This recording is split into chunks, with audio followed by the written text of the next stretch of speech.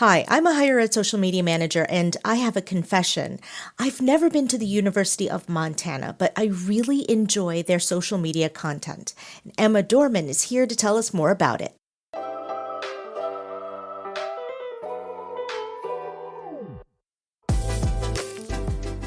Welcome to Confessions of a Higher Ed Social Media Manager. I'm Jenny Li Fowler, award-winning social media professional, author, and podcast host, and a recognized voice across the social media marketing industry. Social media managers are navigating the wild, ever-changing world of higher ed communications, and I'm here to share the real stories and lessons behind the posts.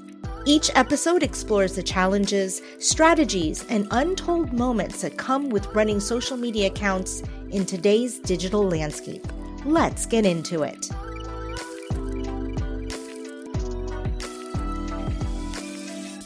Emma Dorman, it's such a pleasure to have you on the podcast. Thank you. I'm so excited to be here. So Emma, you're the first ever social media manager for the University of Montana, and you were brought on 3 years ago.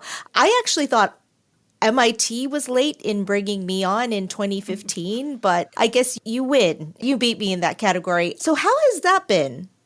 Amazing and very interesting, all rolled into one. I feel so lucky every day to work at a school that I love and in a career that I'm passionate about. And it was super interesting just how we started, and there wasn't a centralized social media strategy at all. The duties were just split amongst everyone in the marketing department. And back then, most of our posts were just news releases, not a trend in sight. So one of my first goals coming in here at the University of Montana was to bring back our personality and our creativity into our posts, and and be able to show that this is what's working with our analytics, because it was, and show why this is really important for our marketing department to prioritize our social media more often. I mean, I instantly saw a change in our engagement rates, and also just the immense positive feedback I was getting from our community as well. It was almost instantly. We had people in our DMs saying, "Whoa, like the University of Montana has really upped their game on social media. Like, we love it. Keep it up." And so that was just exactly the reinforcement I needed, not only from our analytics, but from our community, to just like really put some gas on the pedal and full force ahead into prioritizing our social presence. And yeah, 3 years later, I have a social coaching program. I have an amazing intern team. I've taken over admissions social accounts, and Wow. I'm currently in the process of hiring a multimedia position to come underneath me, which will put me up to an associate director position. So lots of amazing growth, and I think we're just killing it on the social side. We're getting better and better each year. Yeah, that's amazing. All in 3 years. I'm actually kind of jealous. That is super impressive. But what I really love about your content is I feel like you've really embraced Montana in your content. It's sort of like the main character. You know how in the TV series, I don't know if you've watched this, like Sex and the City? Yeah, I feel like New York was always like a character in the show. totally. And to that effect, I feel like you're really, like, Montana is one of the main characters in your social presence. Can you talk about that? Yeah, absolutely. I mean, Montana, you're right. Montana, I think, is kind of a main character. Maybe I'm just biased myself being from here, but I feel like it's a main character in the US, and it's definitely our main character. So I think our students aren't just coming here for a degree. They're coming for a certain lifestyle, and they're coming for a community that's prioritizing this sense of place, this outdoorsy, recreation-centered lifestyle. So, I mean, when our new students arrive on campus within the first week, they're sent on a backpacking and camping trip in the wilderness of Montana with no reception for days, and they're hiking up the mountains that are part of our university campus, which overlooks all of Missoula. And then they end their orientation week with a river floating trip and they're told, okay, get out when you see campus because the river goes right through campus. And I mean, all of UM is just so outdoorsy, recreation centered. So there is no student experience without the Montana experience. They go hand in hand. That's super, super unique. I don't think I've heard another orientation like process or experience like that. But it does sound like you're really leaning into what makes UM, and you want students to sort of self-select and say, if this is what you want, come here. Is that what you're going for? Yes, exactly. I think that, we attract a certain type of student. And no matter what, I mean, our doors are welcome to all. So I think you're either coming here because you want the Montana experience, or you're leaving here with a degree and a newfound respect for the Montana way. What is the Montana way? Please tell me. It's leaning into the experience that our unique campus offers to our students. It's not really anything new. It's just a term we're giving for what we're doing on campus on a daily basis. It's our Montana way. We're not like other colleges. You're never going to get you're not even going to get the Montana way at our rivals at Montana State in Bozeman. That's a different Montana way. Okay.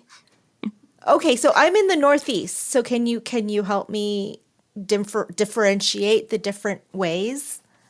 Yeah, so our Montana way is, our doors are open to all, and we also have a big emphasis on welcoming our current Montana resident population. 70% of our student enrollment is Montana residents. And a huge portion of our students are also Pell Grant eligible, and a huge portion of our enrollment are also our Native American community. And so that's a huge difference between us and Montana State, where I believe it's almost opposite.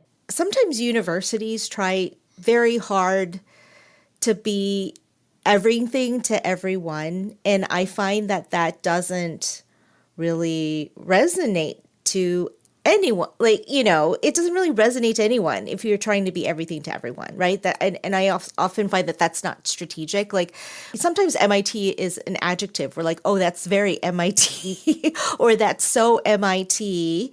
And it sounds like you're not trying to be anything other than Montana, and it's working for you, right? Like, your enrollment numbers are up, your retention rates are up. Can you kind of talk about that? You're totally right there. So we are not trying to appeal to everyone because, like you said, when you're doing that, you're losing your uniqueness and your distinct voice and what makes you special and different from all of these other universities. So I think we really lean into the uniqueness of our campus because then we're attracting the right students, not just more students. Like, our students, if they're the right students, they're going to stay and they're going to contribute to our retention rate. For UM, that means, like I said, embracing our outdoorsy, adventurous spirit and the Montana Way student experience. And that has contributed to our retention rate going from, I think it was in the 40s, maybe 5 years ago, and now it's 77%. That's insane. That's a huge jump.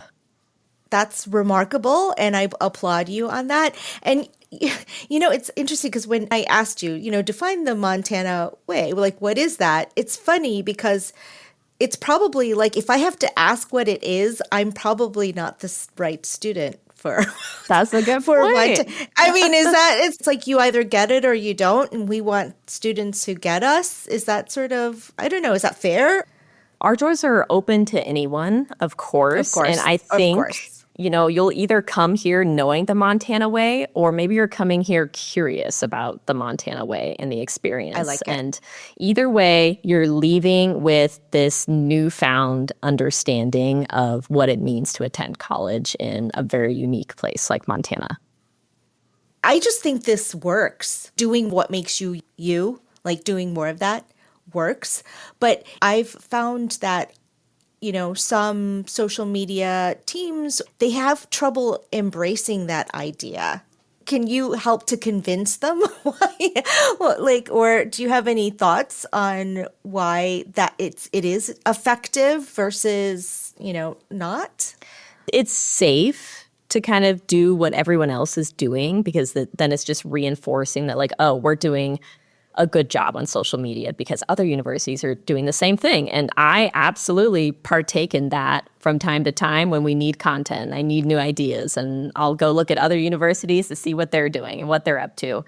But again, when you're doing that, you're not standing out against the universities. It's important to continue experimenting and trying these new things with your social media presence, so that you can be the one to stand out. And then maybe the other universities are looking at your content and going, oh, I'm gonna try out that trend. It's not even a trend yet, but you're about to, because you're about to copy them and make it a trend.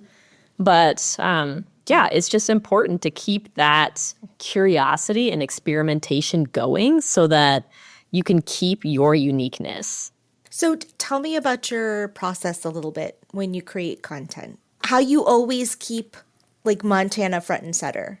For someone who is trying to embrace this idea of maybe making their state or maybe making their city a highlight or a feature or a main character, how do you recommend they start doing that? How do they really start thinking in that way?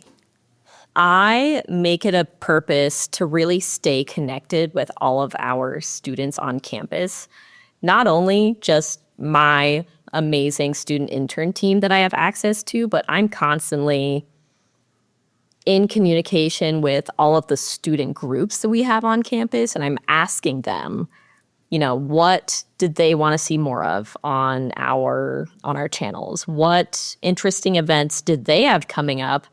And what are their creative ideas for how we can cover it? I'm so open to really everyone's just creativity in this social media process. And so I include our creative team a lot. We meet weekly where we discuss what the plan is and who has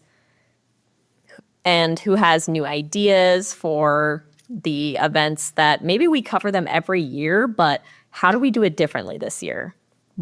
How can we mix it up? Is there anything new about the event that we should really lean into, or is there some new social media update that we should really take advantage of? I know a couple of weeks ago, they had trending that really skinny, long video trend that was going around. And the 15 by, yes, in Instagram. Did you ride on that or no? We did, yeah. And at first, we weren't too sure about it because everyone in the creative team thought oh, I don't know about that. That looks horrible. It's tiny. You can barely see it, which is so valid. But I think... And then within just a couple of hours after bringing it up, we started seeing more and more people playing into it. And then we thought, okay, maybe we'll give it a try and we'll use it with this footage that we haven't used yet. We had this amazing footage of Eastern Montana that we hadn't posted anywhere. And so that was just a great opportunity for us to try out this new update and see how it worked with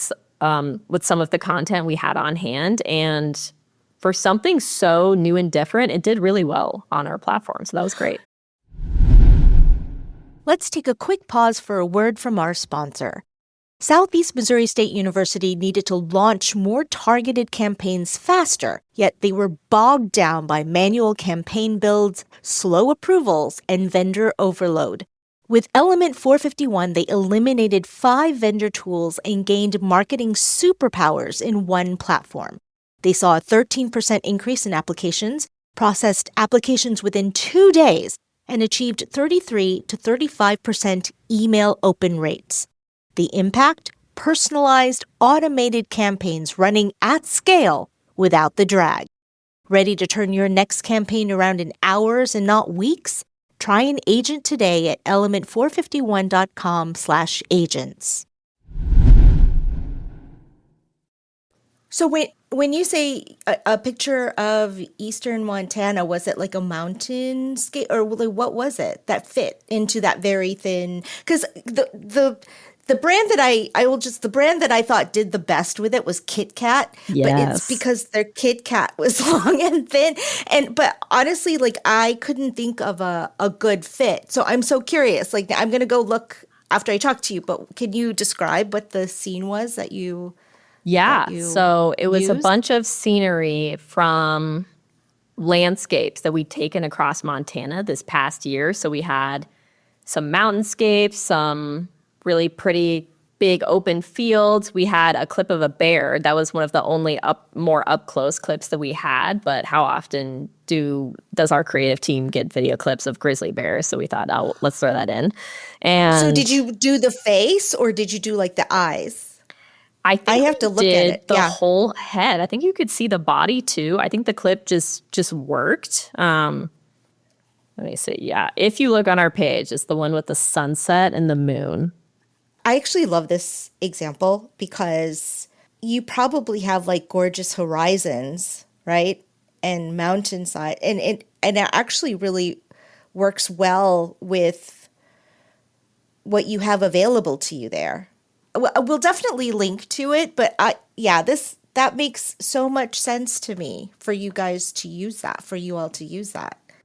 Yeah, absolutely. I mean, it's our entire landscape. It's just these stunning mountain ranges and beautiful visuals. So we already had that on hand, and we thought, yeah, let's quick and easy. Let's try it out. Let's try something new, and it actually worked. It didn't totally bomb, and yeah. No, nice. So would you say the engagements were pretty good for how your posts normally perform on Instagram, or how do you feel about that? I think this one was maybe a little on the lower end, only Okay. because I don't know if everyone's phones were even updated enough. Because I know for some people it was showing up as like a weird That's zoomed fair. in reel and it looked totally off. It did that for one of my interns' phones. So it didn't work for everyone, which is super unfortunate. And Okay. I think that probably killed the engagement a little bit. But the fact that it got on the lower end of our average engagement, I was super happy with. And especially since we'd never tried this before. Yeah, and to be honest, I went to my phone to look at it and I scrolled right past it. And I was looking for it because it's so thin, right? And then I Yeah. went, where is it? And then I went, oh, okay, there it is.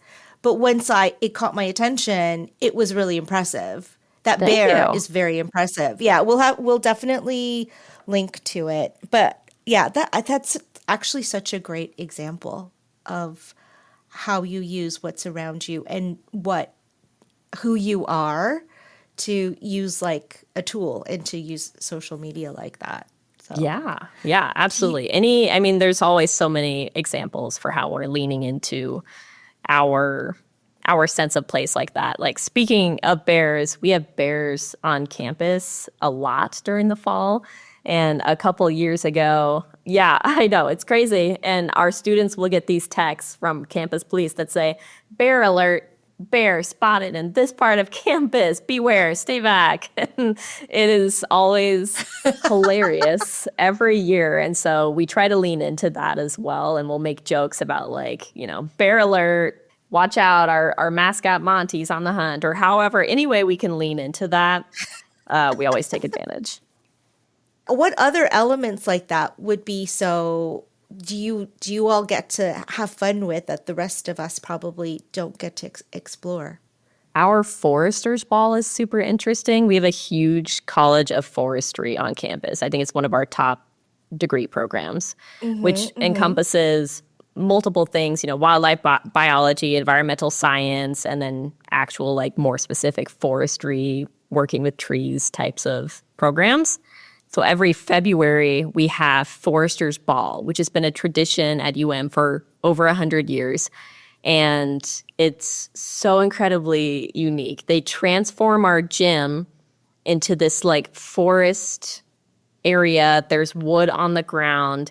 They build these super classic old wooden buildings. Everyone is wearing, like, everyone's dressed like a lumberjack, basically. You can't show up if you're not wearing plaid and cowboy boots and a cowboy hat.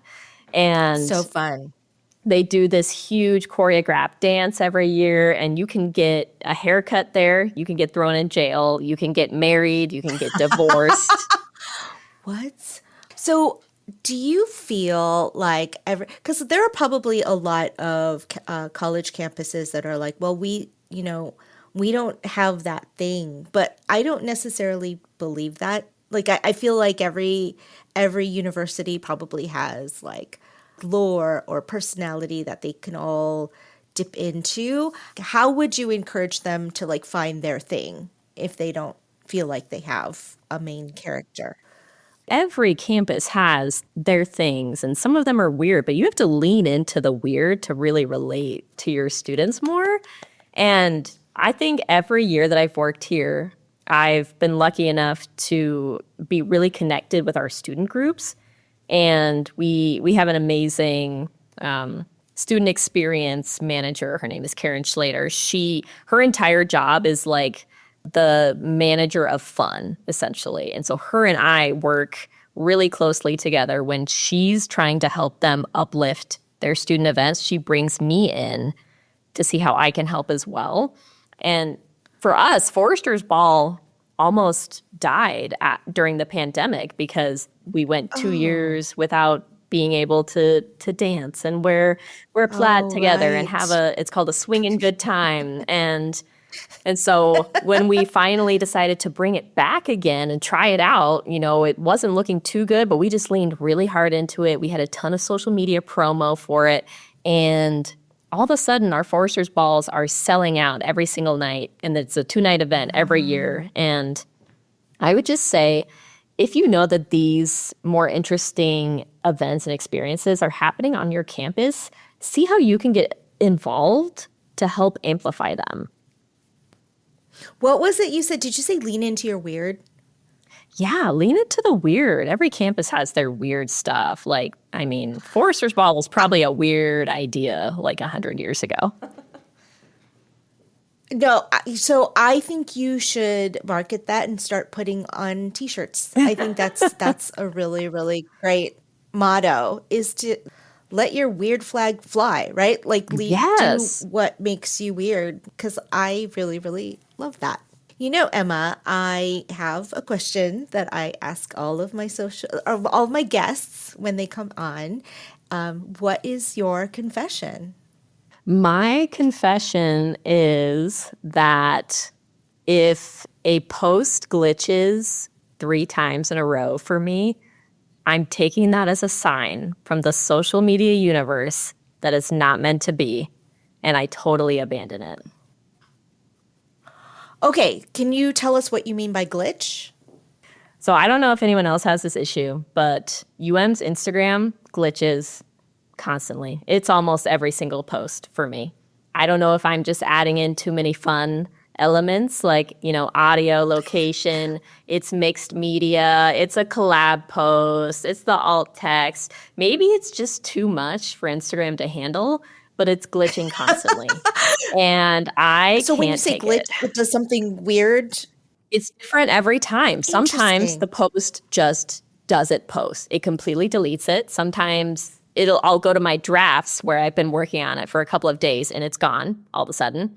Sometimes it will change the format sizes of the photos. And sometimes it'll put one photo 5 times for some reason. It just depends. It's different every time. Instagram loves keeping me on my toes. And I've been working with the creative team lately and just being honest with them about like, hey, this is why this post didn't go up. It's because the social media universe did not approve. I'm sorry. I think we all need to have like our boundaries, right? So the three tries is yours. I respect. And maybe it's just Montana saying, no, this is not this is not working for us. Yeah, that could be it. It's them saying, no, this isn't the Montana way. Sorry, it's not going out.